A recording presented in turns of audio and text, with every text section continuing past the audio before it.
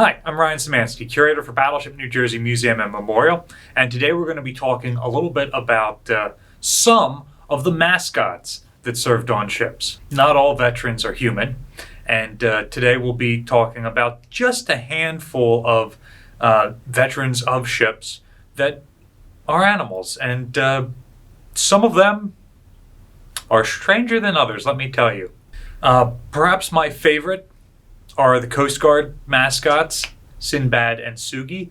We've probably talked about them in other videos. Both of these dogs served on board 327 class Coast Guard cutters during World War II. Sinbad was on the Coast Guard cutter Campbell, and Sinbad was actually the first Coast Guardsman to ever get a biography written about him. Coast Guard dates all the way back to 1790-something, Alexander Hamilton, and it's not until 1945 that somebody writes a biography about a Coast Guardsman, and it's the dog. Sinbad was very famous. He's got a movie about him, and he was the Grand Marshal of a parade. He was on some radio programs, has the keys to a city, was banned from going to the island of either Greenland or Iceland. I want to say Greenland, but Campbell was operating in Iceland a lot, and Morocco and Sicily. So typical Coast Guard sailor. Crazy animal. Credited with helping save Campbell when she and a German U-boat rammed each other, and Campbell was sinking, but her crew was able to save her with Sinbad remaining on board. Sugi was on board the Coast Guard cutter Taney and has a similar story, although has not been kicked out of any foreign ports so far as I know. In fact, the pre-war taxi cab drivers in Honolulu all knew that if Sugi wanted a ride, that they would drive her back to Taney, and the crew member would pay them when they dropped her off.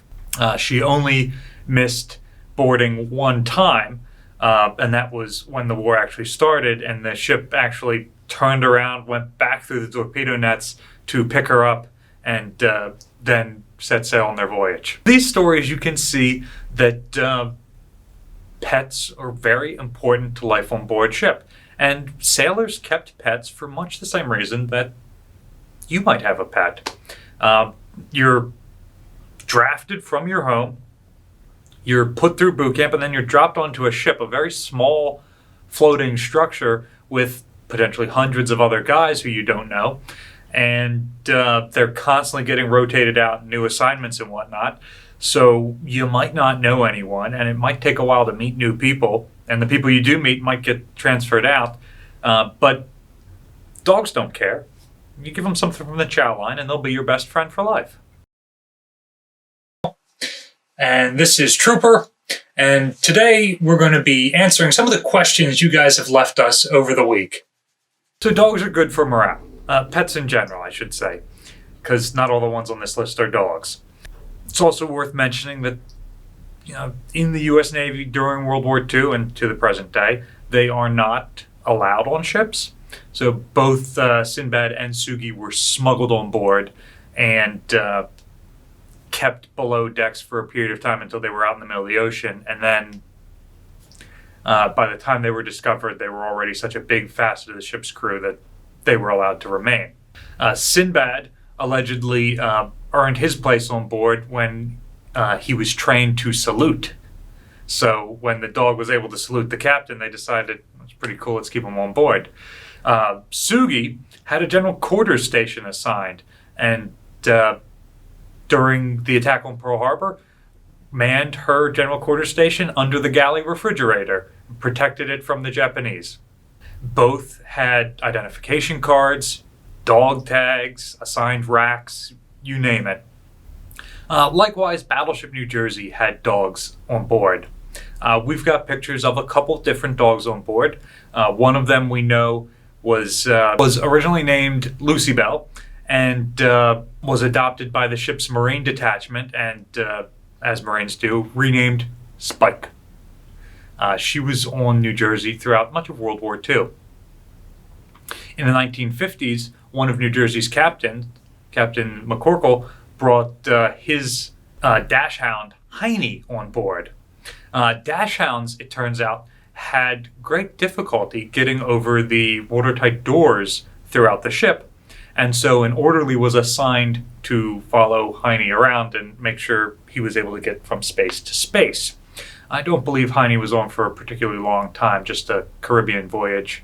If you read Stilwell's book on Battleship New Jersey, you'll see that some members of the crew have memories of Heine not being able to relieve himself on board. There being no fire hydrants or trees on a battleship until Heine found one of the crew used a stump as a stool in one of their offices and found it appropriate to relieve himself on that. We've been talking about dogs a lot. Let's talk about one of my favorite military cats. You may know him as Oscar, or you may know him as Unsinkable Sam, but the story goes, and there is a book written about Sam, much like a book about Sinbad, that this cat, and we don't know their name at the time, served on board the battleship Bismarck during her only deployment. When Bismarck was sunk, and some 115 or so out of over 2,100 crew members were saved from the cold North Atlantic, this cat was among those saved. So HMS Cossack recovers this cat from some floating debris left over from Bismarck, as the story goes, and they named the cat Oscar. We don't know what the name was on Bismarck. They name it Oscar because the phonetic for man overboard is Oscar. And then Oscar may have been good at chasing mice, but was not good at keeping ships afloat. Cossack was sunk by a German U-boat, and Oscar was saved and eventually transferred to the aircraft carrier Ark Royal, which played a key role in sinking Bismarck originally. On Ark Royal, Oscar was known as Unsinkable Sam, and the name was right for Sam, but it certainly wasn't right for the ships that Sam served on. Ark Royal was torpedoed by a German U-boat and sank. And at that point, it was decided that Unsinkable Sam would never be allowed to go to sea again. And after being rescued from the wreck of Ark Royal, he was transferred to Gibraltar and remained there at the British naval base on Gibraltar. Dogs can serve in the Navy, cats can serve in the Navy. What about more exotic pets? There are tons of stories of pets kept on board sailing ships. Constitution made an around-the-world voyage with somewhere around 420 men on board that small wooden ship. If you've ever visited Constitution, you know that there is not enough room for 420 men. Anyway, by the time she got home, there were not only 420 guys on board, but there were also a number of animals that the crew had picked up along the way. And at one point, I had a list of all of these animals, but I can't find it anymore. So I'm just going to go off the top of my head and I can't give you the numbers of all of these things, but it was quite common for ships during that time to carry goats for milk and chickens for eggs. So the ships actually had a manger near the galley on board. That's not too surprising. What is surprising is the various parrots, monkeys, cats and dogs, and other assorted, I believe there are some reptiles that were carried on board by the end of this voyage. Likewise, other sailing ships that remain as museums, like Constellation, had some weird animals on board. There's a story that at one point in her career, Constellation had a hedgehog on board. Seems like a very strange animal to domesticate and take to sea. I think the animals that take to cake are the really exotic ones. I know every now and again Australia would give a kangaroo to various visiting ships. And I think the most intriguing mascot of all was Yosemite Prunes of the American battleship California. Which, face it, Yosemite Prunes is the best name for the mascot of California. Anyway, California is known as the Bear Republic, so they had a frickin' bear on their battleship. And this was during the interwar period between World War I and World War II. The bear apparently liked to climb the cage mast to get up to the fire control tower. And that seems normal for a bear to do. But the other favorite place of this particular bear is not so great. The bear liked to sleep on the captain's couch.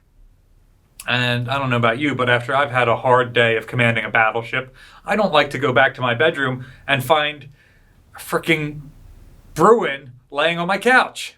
So Yosemite Prunes was dishonorably discharged from the Navy and found herself in a zoo. Now, this is not a shipboard mascot, but the Navy isn't the only ones with mascots.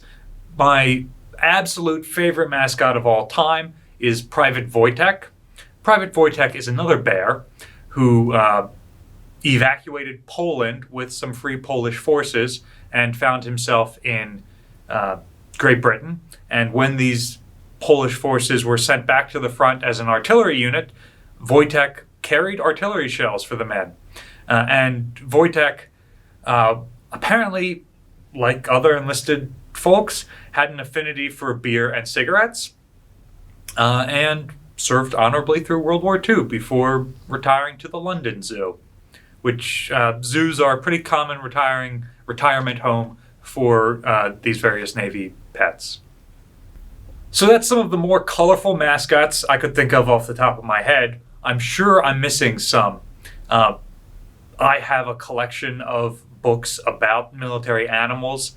I love it when animals have biographies written about them. Comanche of the 7th, Traveler, about Robert E. Lee's horse. The freaking horse has a 600-page biography. Nobody's ever going to write a word about my life, but the horse has a 600-page biography.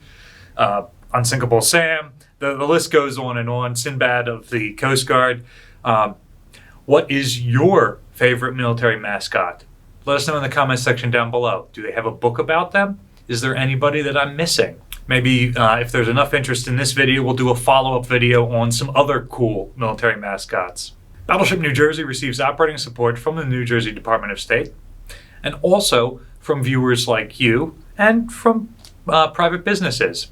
But in particular, it's the support from viewers like you in this last year and a half that have allowed us to really step up our game in the quality of videos we make and the number that we're able to release. So we really appreciate that. And if you'd like to continue to support us, there's a link in the description below. You can also support us by clicking the like, share, and subscribe buttons so that more people hear about our channel. That'll also notify you when we're posting all of these new videos we make. Thanks for watching.